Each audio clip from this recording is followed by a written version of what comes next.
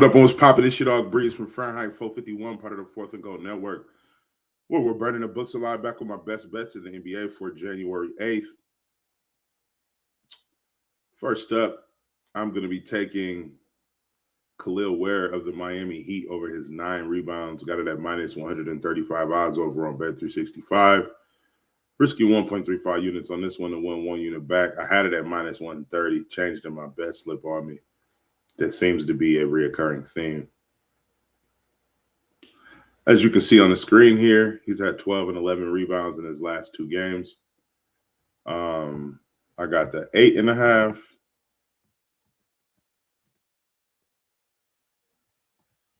12 and 11 rebounds in his last 2 games, hitting this line in his last 9 out of 11 games, averaging 19 rebound chances in his last 10. 14 rebounds in his last game versus Chicago on 23 rebound chances, averaging 17 rebound chances on the season. You already know how we do it, man.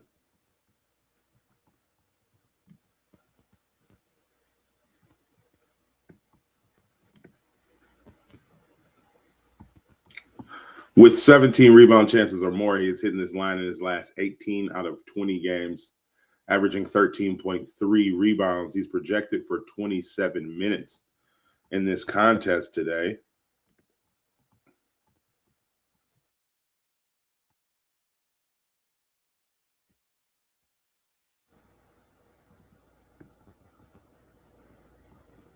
When he has 27 minutes played, he's hit this line in his last 13 out of 17 games, averaging 12.4 rebounds. Chicago allowing the 8th most rebounds and the 7th most rebounds to the center position. Let me throw on some little groovy groove for when we have our breaks in the commentary.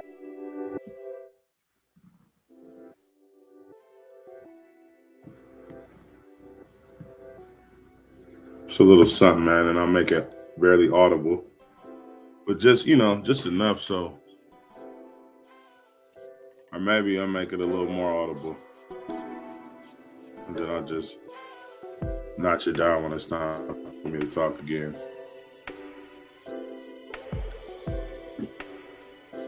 All right, we'll let the lo-fi play while I look this play up.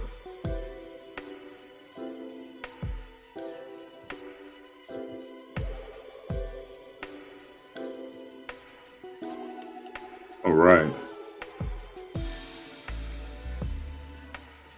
Next, from the Cleveland Cavaliers, I'm going to be taking Sam Merrill over his 10 points, minus 115 odds over on Bet365. As you can see, he's hitting this line in his last 16 out of 20 games. Averaging 13.6 points. What I wanted to focus on was his last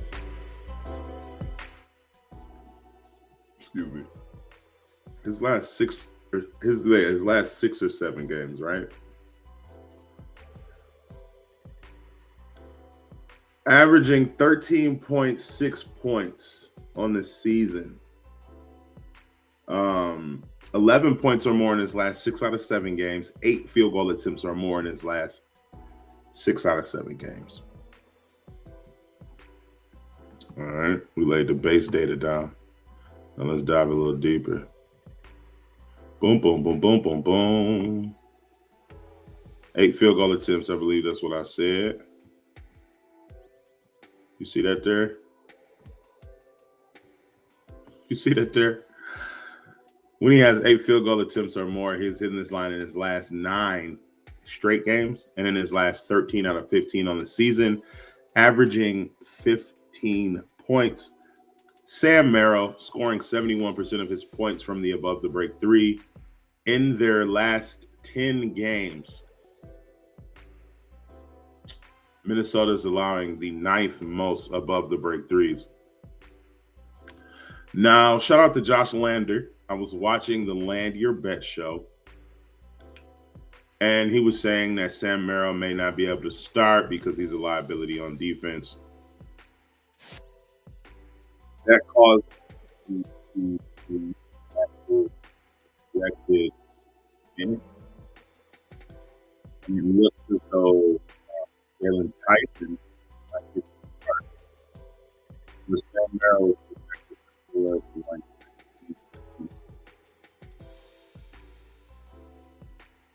and I did a little research. 25 minutes would be absolutely perfect. But if he plays in like that 19 to 25-minute range,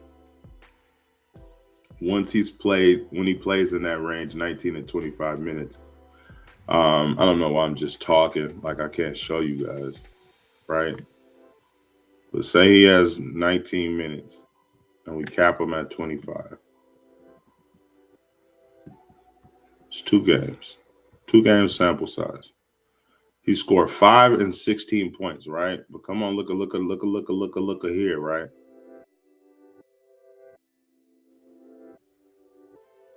Field goals attempted 10 and 14. And what do we just say? I just said when he has 8 field goal attempted or more, he's hit this line in his last 9 and his last 13 out of 15 games. So even if my boy Sam Merrill, gets his starting spot, janked because, they're going to need a defender for Anthony Edwards. It only makes sense. You can't be out there with a Doug McDermott build and skill set, you know what I'm saying, trying to check Ant Edwards. I mean, but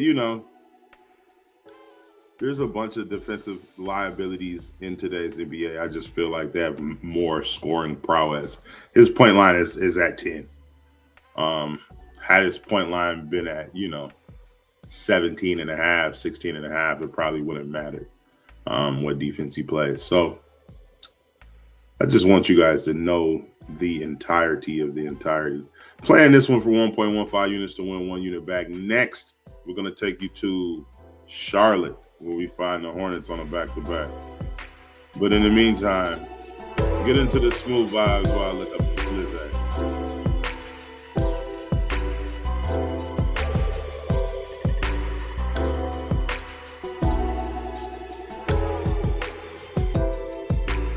All right, so in this Musa play, let me see, do we got anybody in here?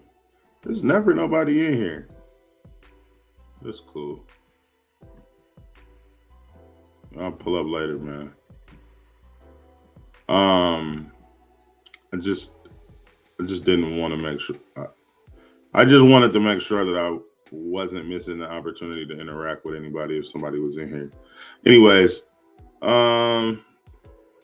see this right here? Musa playing at least 28 minutes in his last 7 games, right? 27.9 technically in this one. So we're gonna get all the trash out the way. All right. We're gonna get all the trash out the way. And we just gonna take him and see, how he performs when he plays 27 minutes or more. So what I did, I took Musa over his 10 rebounds. Charlotte's on a back-to-back, playing against the Indiana Pacers. I took Musa over his 10 rebounds. His current line is at 12, I believe it's plus money. So I took Musa over his 10 rebounds. He's over his 10 rebounds in the last 5 out of 7 games when he plays 27 minutes or more, averaging 22.3 rebound chances. Okay. Now let's go to see what he did his last one versus Indiana. His last one versus Indiana, he had 15 rebounds on 26 rebound chances, averaging 22.3 rebound chances with 27 minutes or more, 26 rebound chances his last one versus Minnesota. Okay.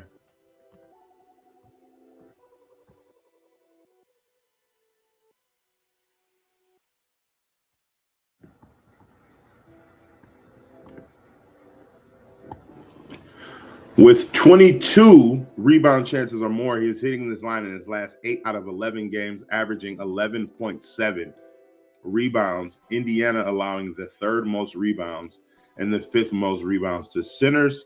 To get this line playable, I got this down to minus 106 by taking Moussa Diabate of the Charlotte Hornets over his 10 rebounds and pairing it with the Dallas Mavericks money line.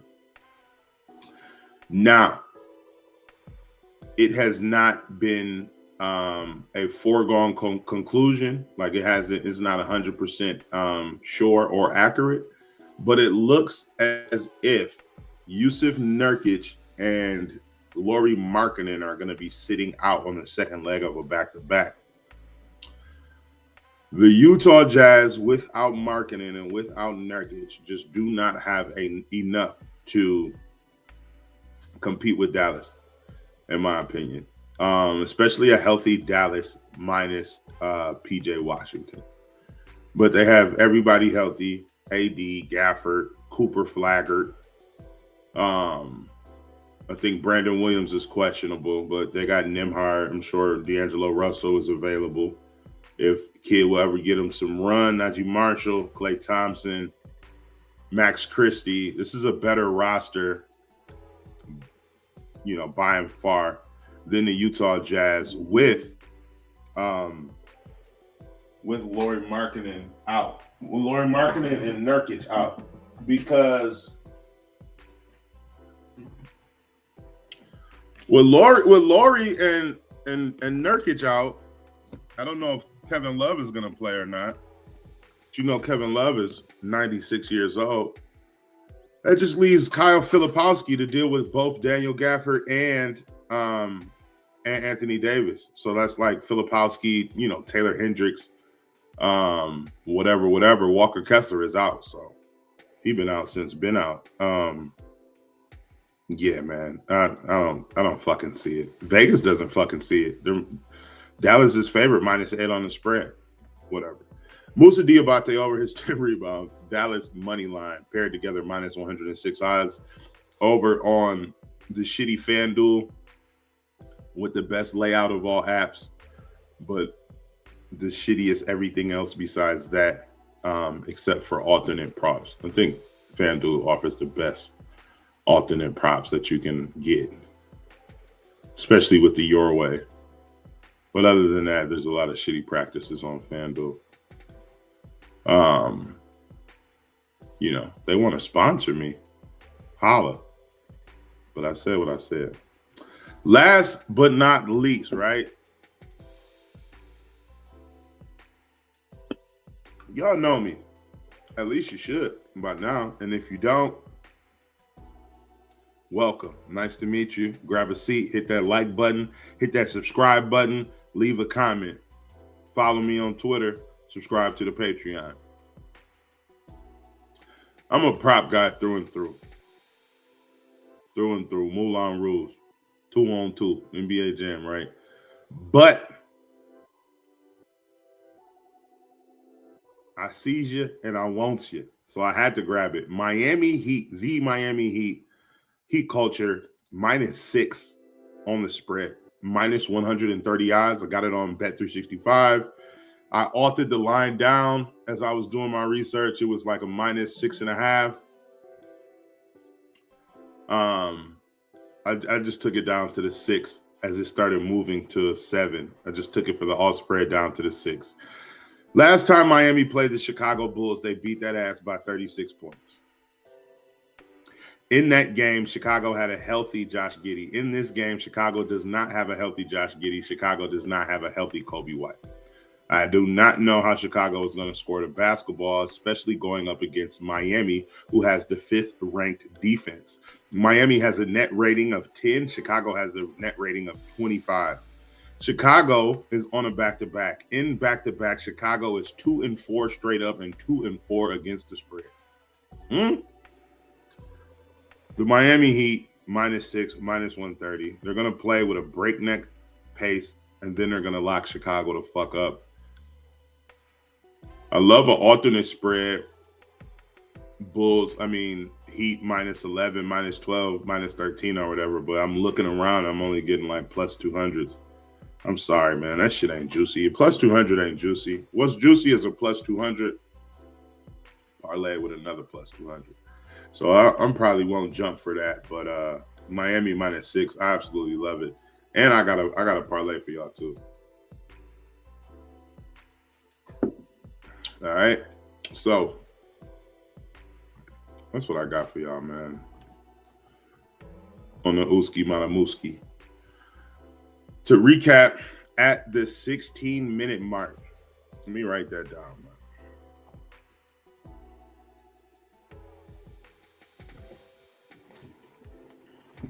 Khalil Ware over his 9 rebounds, -135 over on Bet365. Sam Merrill, Cleveland Cavs, over his 10 points, -115 on Bet365. Excuse me. Musa Diabate, over his 10 rebounds, paired with the Dallas money line, -106 over on FanDuel. And last but not least, Miami Heat, bubbling and doubling, man. Miami Heat, -6.